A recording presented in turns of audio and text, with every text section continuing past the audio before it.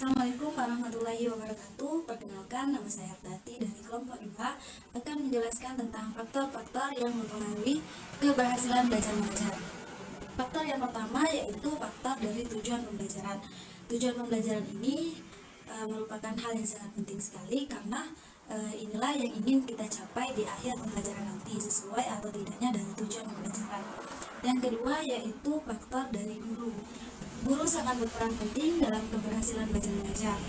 Nah, ada 3 aspek yang harus diperhatikan oleh guru, yaitu yang pertama pendekatan, yang kedua yaitu pandangan guru terhadap anak didik, nah yang ketiga yaitu aspek dari latar belakang seorang guru. Kemudian faktor selanjutnya yaitu anak didik. Anak didik sangat berperan penting dalam keberhasilan belajar mengajar ini karena anak didiklah yang akan memperoleh hasilnya nantinya. Yang faktor selanjutnya yaitu media pengajaran. Media pengajaran ini bisa berupa buku ataupun video-video kreatif lainnya. Faktor selanjutnya yaitu kegiatan pengajaran. Kegiatan pengajaran ini banyak sekali metode-metodenya, sesuai dengan gurunya, yang sesuai dengan gurunya. Dan yang terakhir yaitu ada evaluasi. Nah, evaluasi ini bertujuan biasanya dilakukan di dalam kelas sesuai tingkatan siswanya masing-masing. Baik guru maupun murid harus berlaku jujur dalam kegiatan evaluasi ini. Sekian dari saya. Terima kasih. Wassalamualaikum warahmatullahi wabarakatuh. Halo, Assalamualaikum warahmatullahi wabarakatuh. Perkenalkan, nama saya Soekinanti selaku pemateri kedua dari kelompok 2. Oke, kita langsung saja ke bagian B, indikator dan penilaian keberhasilan. Indikator yang dijadikan sebagai tolak ukur dalam menyatakan bahwa suatu proses belajar mengajar dapat dikatakan berhasil adalah yang pertama itu ada daya serap terhadap bahan pelajaran yang diajarkan mencapai prestasi tinggi baik secara individu maupun kelompok. Dan yang kedua, perilaku yang digariskan dalam tujuan pengajaran telah dicapai siswa baik individu maupun klasikal. Selanjutnya, tes prestasi belajar ada 3 golongan. Yang pertama itu tes formatif. Tes formatif ini digunakan untuk memperbaiki proses belajar mengajar bahan tertentu dalam waktu tertentu. Dan yang kedua ada tes subsumatif. Hasil tes ini digunakan untuk memperbaiki proses belajar mengajar dan diperhitungkan dalam menentukan nilai rapor.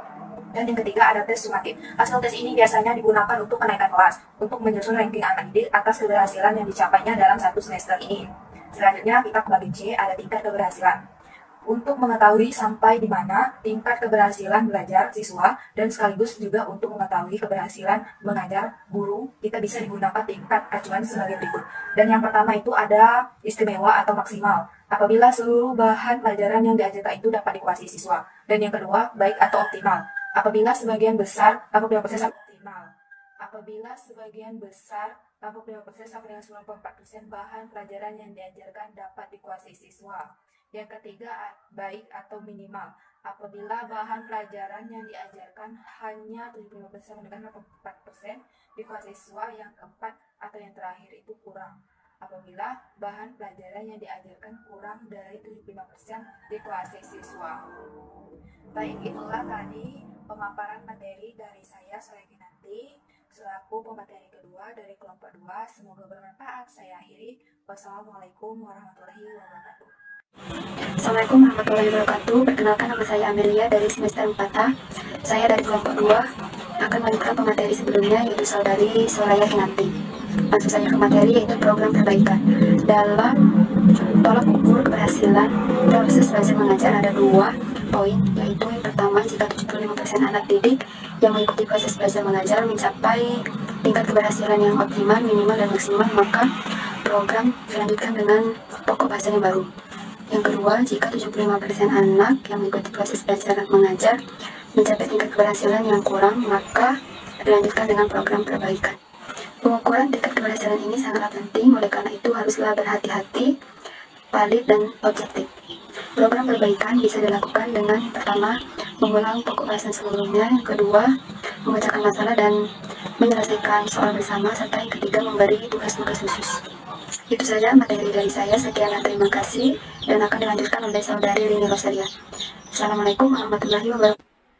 Ke samudra naik kapal selam, udaranya panas dan juga lembab. Kalau nanti saya memberi salam, jangan lupa hadirin menjawab, Assalamualaikum warahmatullahi wabarakatuh. Baiklah teman-teman sekalian, sebelum saya memulai presentasi, saya akan memperkenalkan nama saya terlebih dahulu. Nama saya Rini Rosalia, saya dari Gunung Megang Dalam, dan saya dari kelompok 2. Dan saya akan melanjutkan presentasi dari saudari Amelia. Ada beberapa faktor yang tercantum. Dalam 2 faktor, yaitu faktor eksternal dan faktor internal. Faktor-faktor eksternal yang mempengaruhi belajar, yaitu 1. Faktor keluarga. Keluarga adalah suatu lingkungan yang terdiri dari orang-orang yang terdekat bagi seorang anak. Banyak sekali waktu dan kesempatan bagi seorang anak untuk berjumpa dan berinteraksi dengan keluarganya. Kondisi yang harmonis dalam keluarga dapat memberi respon yang baik dari anak sehingga perilaku dan prestasinya menjadi baik. Sebaliknya, jika keluarga tidak harmonis atau suatu keluarga itu broken home, maka anak akan berdampak negatif dan kondisi anak akan berdampak negatif bagi perkembangan anak. Dalam faktor lingkungan keluarga yang sangat perlu diperhatikan adalah suasana rumah. Suasana rumah itu, yang dimaksud dengan suasana rumah itu adalah situasi atau kejadian yang terjadi di dalam keluarga, di mana anak-anak berada atau belajar. Agar anak-anak dapat belajar dengan baik, perlu diciptakan suatu rumah itu yang harmonis atau yang tenang atau tentram, sehingga anak itu dapat belajar dengan tenang. B. Fasilitas belajar. Anak itu membutuhkan suatu fasilitas belajar, yaitu contoh fasilitas belajar itu seperti ruang belajar, meja belajar, kursi, alat tulis, buku-buku, dan lain-lain. Menurut Dailano, faktor-faktor yang mempengaruhi pencapaian hasil belajar adalah sebagai berikut. 1. Keluarga. Keluarga itu sangat penting mempengaruhi faktor belajar anak. Keluarga sangat berpengaruh dalam keberhasilan anak, terutama itu orang tuanya. Orang tua jika salah mendidik anaknya itu, maka anaknya itu tidak akan belajarnya tidak akan fokus seperti itu. Yang kedua itu sekolah. Tempat atau gedung sekolah, guru, teman-teman sekolahnya juga mempengaruhi belajar anak. 3. Masyarakat. Masyarakat juga masyarakat yang berpendidikan atau moralnya yang baik, terutama anak-anak mereka, hal ini dapat memicu anak untuk lebih giat dalam belajar. 4. Lingkungan sekitar. Bangunan rumah, suasana sekitar juga dapat mempengaruhi pencapaian atau tujuan pendidikan untuk anak. Mungkin sekian, apabila ada kesalahan saya minta maaf. Saya akhiri, wassalamualaikum warahmatullahi wabarakatuh.